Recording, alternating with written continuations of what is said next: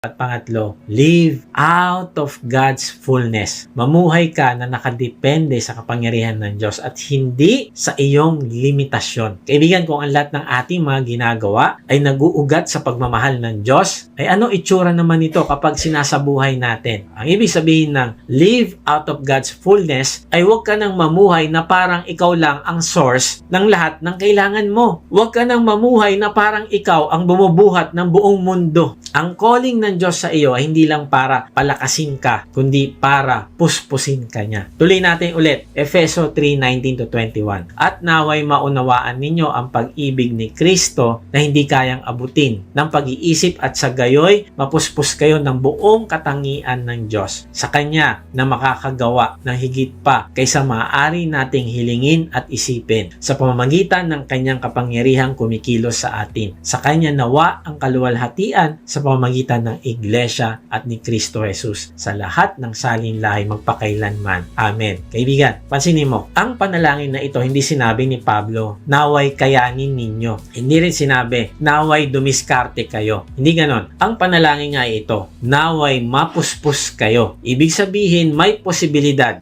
na nabubuhay ka ngayon pero hindi napuspos. Buhay ka pa pero hindi spirit-filled. Kumikilos ka pero pagod ka na. Tumatayo ka araw-araw pero may kaba palagi. At kapag ganyan ang estado ng puso mo, ang tendency ay umaasa ka sa sariling lakas. At dito nagsisimula ang panic, ang anxiety, ang burnout. Alam mo, may isang OFW. Siya ang breadwinner sa family. Pakiramdam niya, siya ang bumubuhat sa lahat. Siya ang provider, siya ang inaasahan, siya ang takbuhan kapag may problema. Hindi naman siya tamad, hindi rin siya walang pananampalataya, pero araw-araw may bigat sa dibdib niya. Laging pagod, laging kulang, laging may takot. Paano kung magkasakit ako? Paano kung mawalan ako ng trabaho? Paano kung hindi ko na kayanin? Nakaka-relate ba kayo? Nakaka-relate ka ba, kaibigan, na minsan iniisip mo yung future, paano kung hindi ko na kaya, ang mga anak ko sa akin nakadepende, ako yung breadwinner. Naisip nyo rin ba yan? Ako naisip ko rin yan. Pero alam mo, ang katotohanan, hindi naman ang trabaho ang problema, hindi rin ang responsibilidad. Ang problema ay nabubuhay siya na parang ang lahat ay nakasalalay sa kanya. Kaibigan, kapag ganito ang buhay, kahit gaano ka pa ka-faithful, mapapagod ka talaga. Kahit gaano ka pa kasipag, mapapagod ka. Kasi ang Diyos ay hindi kailanman nagdisenyo ng buhay na ikaw ang source. Ang disenyo niya ay ikaw ang dadaluyan at siya ang panggagalingan. Hahayaan mo na dumaloy yung source ng kalakasan, yung source ng wisdom, yung source ng pangkabuhayan mo, yung source ng provision para sa iyo. Siya ang source at hindi ikaw. Huwag mong akuin lahat sa iyong balikat o hindi, may stress ka. At nang ang taong ito, itong OFW na to, alam mo, nung natutong umasa sa Diyos araw-araw, hindi isang beses lang, kundi araw-araw ay may isang bagay na nagbago. Hindi nawala yung responsibility niya, pero nawala yung pagpapanik niya. Hindi lumiit ang bayarin, pero nagkaroon siya ng peace. Hindi nagbago ang trabaho niya, pero nagbago yung pananaw niya sa buhay. Kaibigan, kapag sariling lakas ang sandalan mo, madali kang ma-burnout, mabilis kang mairita. Tama ba? Nagiging controlling ka na. At minsan, nahihirapan ka mag-repent kasi pakiramdam mo, kailangan kong kayanin to. Pinasok-pasok ko ito eh. Kaya ko itong labasan. Bakit ako lalapit sa Diyos at magsisisi? Pero kapag namuhay ka mula sa kapuspusan ng Diyos, naintindihan mo na mahal ka ng Diyos, na siya ay gracious, may tapang kang huminto at manalangin. May lakas kang magtiwala kahit hindi sigurado yung hinaharap. May kapayapaan ka kahit hindi pa tapos ang problema. Alam mo, may isang batang lalaki. May kapatid siyang mas bata sa kanya, isang lalaki at isang babae. Tulad ng maraming magkakapatid, alam mo, mahilig silang maglaro. Isa sa paborito nilang laro ay baseball. Plastic lang ang bat, plastic lang ang bola, at masaya na sila. Isang araw nag-away-away sila magkakapatid. Dahil doon, kinuha ng nanay ang bat nila bilang parusa. Pero, naiwan yung bola. At dahil gusto pa rin nila maglaro, humanap sila ng kapalit na bat. Nakakita sila ng bakal na parte ng isang swing at yun yung ginamit nilang bat. Habang nagbabat yung kuya, hindi niya napansin na lumapit pala ang kapatid niyang babae sa likod nang umampas na siya. Alam mo nangyari? Dalawang bagay ang tinamaan, ang bola at ang noo ng kapatid niya na nasa likod. Paglingon niya, nakita niya yung kapatid niya na umiiyak at duguan. Halos hindi na makita ang muka dahil sa dugo. Alam mo, sa takot niya, hindi ang kapatid ang una niyang inalala. Ang inalala niya, yung sarili niya. Ang nasa isip niya, mapapagalitan ako, mapapalo ako. Huwag sana malaman ito ng nanay ko. Kaya ang ginawa niya, sinubukan niya hugasan lang ng tubig yung sugat para mawala ang dugo. Ang iniisip niya, kapag tumigil ang dugo, okay na. Pero ang hindi niya nakita, mas malalim ang sugat. Kailangan ng ospital, kailangan ng tahi. Alam mo, nung lumabas yung nanay, nakita yung nangyari. Alam mo, hindi siya nag-lecture. Hindi niya sinabi, sino may kasalanan nito? Hindi. Hindi niya inuna yung parusa. Ang una niyang ginawa ay kargahin yung anak na sugatan. Binalutan ang sugat. And then, dinala niya sa ospital at inalagaan.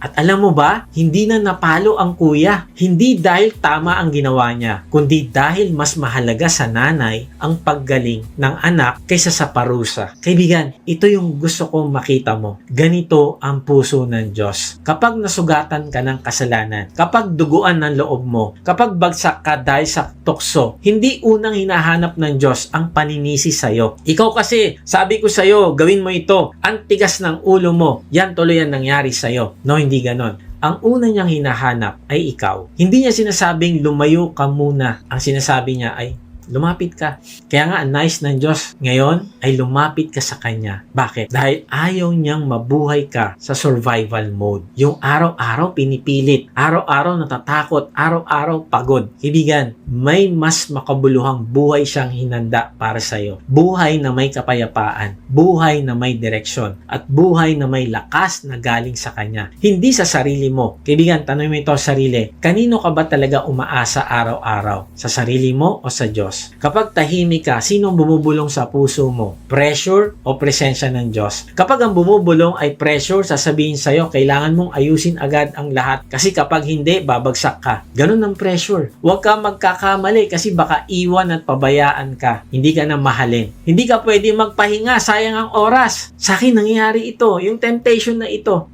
Pag Sunday, rest day ko pero naisip ko magtrabaho kasi bumubulong sa akin, hindi ka pwede magpahinga. Kailangan matapos mo lahat. Na-realize ko, pressure ang bumubulong sa akin at hindi ang presence ng Diyos. Kasi malinaw na sinasabi niya, unahin mo ako, magtiwala ka sa akin at akong bahala sa mga pangailangan mo. Tapos, alam mo, may bulong pa na pressure na nagsasabi, patunayan mo muna sa sarili mo bago ka maging okay. Hindi ka sapat. Kaya doblehin mo pa yung effort mo. Grabe ang pressure ay laging nagmamadali. Walang pahinga, walang kapayapaan. Lagi may deadline kahit walang nagsasabi sa'yo. At kahit tahimik ang paligid, maingay pa rin ang isip mo. Pero kapag ang bumubulong ay presensya ng Diyos, ang pagmamahal niya, ganito maririnig mo. Huminto ka muna anak, nandito ako. Magpakagala ka sa presensya ko. Akong bahala sa pangailangan mo. Hindi mo kailangan patunayan ng sarili mo. Anak kita, hindi kita empleyado. Magtiwala ka, hawak kita. Kahit nadapa ka, hindi kita iiwan. Grabe, ganun ang bulong ng presensya ng Diyos. Hindi nagmamadali, pero matatag. May direksyon at may kapayapaan. Kaya nga, tandaan mo ito. Kung ang boses na naririnig mo ay nagtutulak sa'yo palayo sa Diyos, takot yan. Pero kung ang boses ay nag-aanyaya sa'yo na lumapit, yan ang Diyos. Bakit? Kasi hindi kailanman gagamit ng pressure ang Diyos para ilapit ka sa Kanya. Alam mo kung anong ginagamit niya? Ang ginagamit niya ay pagmamahal niya. Kaibigan, alin ang mas madalas mong naririnig? Pressure o presence niya? At kung sa linggong ito ay nasugatan ka, kaibigan, napagod, natalo, nadapa, ay nakatayo ang Panginoong Hesus ngayon. Nakabukas ang kamay. Maring sinasabi niya na lumapit ka. Bibigyan kita ng healing. Bibigyan kita ng peace. Bibigyan kita ng contentment. Mas nakafocus siya sa healing mo, kaibigan, kaysa sa kasalanan mo. Hindi kanya tinatawag para parusahan, kundi tinatawag kanya para pagalingin. Manampalataya ka sa Panginoong Hesus na siya ang nagbayad ng lahat ng kasalanan mo sa krus. Mahal na mahal ka niya at nais niyang linisin ka hindi lang sa nakalipas mong kasalanan, kasalanan, kundi pati sa mga gagawin mo pang kasalanan sa hinaharap. Lahat yon binayaran na niya. Lilinisin ka niya ng kumpleto at bibigyan ng bagong simula kung ilalagay mo sa Kanya ang pananampalataya mo ngayon. Kahit nasaan ka, sabihin mo ito sa Kanya. Sabihin mo sa Kanya, Panginoong Jesus, inaamin ko po na ako po'y makasalanan. Patawarin mo po ako. Nananampalataya po ako na Ikaw ang nagbayad ng lahat kong kasalanan. Salamat po. Ngayon nga, binubuksan ko na aking puso. Manahan ka po sa akin. Ikaw na po yung manguna sa buhay ko. Ikaw po yung maging authority. Ikaw po yung maging master ng buhay ko. At hindi na po ako. Tinatanggap po kita bilang aking Panginoon na tagapagligtas. Simula po ngayon, tatalikdan ko na po ang aking mga kasalanan. Tulungan mo po ako na mamuhay ayon sa pagmamahal mo sa akin. Na ikaw ang gawin kong foundation. Ikaw ang gawin kong katatagan. Ikaw ang gawing kong source ng lahat, pati na ng buhay ko. Maraming salamat po. Amen. Alam mo, kaibigan, kung yan ay pinanalangin mo, ang Diyos, ang Panginoong Hesus ay tapat. At siya ay mananahan sa'yo. Tutulungan ka niya na mamuhay ng ayon sa pag-ibig niya sa'yo. So, paano ba tayo magiging matatag at matibay sa pamamagitan ng pagmamahal ng Diyos sa atin? Una, be rooted and grounded in love. Payagan nating manahan ng Panginoong Hesus sa puso natin. Hindi bilang bisita, kundi bilang Panginoon. Kapag ang pagmamahal niya ang ugat ng buhay natin, hindi na takot ang nagpapagalaw sa atin, kundi tiwala. Hindi na tayo sumusunod para umiwas sa parusa, kundi sumusunod tayo dahil mahal na mahal tayo ng Diyos. Pangalawa, seek a deeper revelation of Christ's love. Lumalalim ang katatagan natin kapag mas nakikilala natin ang lalim, lawak at tindi ng pag-ibig ng Panginoong Hesus sa atin. Hindi lang alam sa isip, kundi nararanasan sa puso. Kapag malinaw sa atin kung gaano tayo kamahal ng Diyos, unti-unti nawawala ang takot, nawawala ang hiya at ang insecurity. At panghuli, live out of God's fullness. Nagiging tunay na matatag tayo kapag nabubuhay tayo mula sa kapuspusan ng Diyos. Sa Kanya natin iaasa ang ating kalakasan, karunungan, abilidad at mga plano. Hindi sa ating sariling effort o pagkaintindi. Kaibigan, ito ang buhay na inaalok ng Diyos. Ang mabuhay ka na nararanasan ang malalim niyang pagmamahal sa iyo. At pag nangyayari ito, ay magkakaroon ka ng buhay na matibay, panatag, at nakaugat sa kanyang pag-ibig sa iyo. God bless po sa inyong lahat.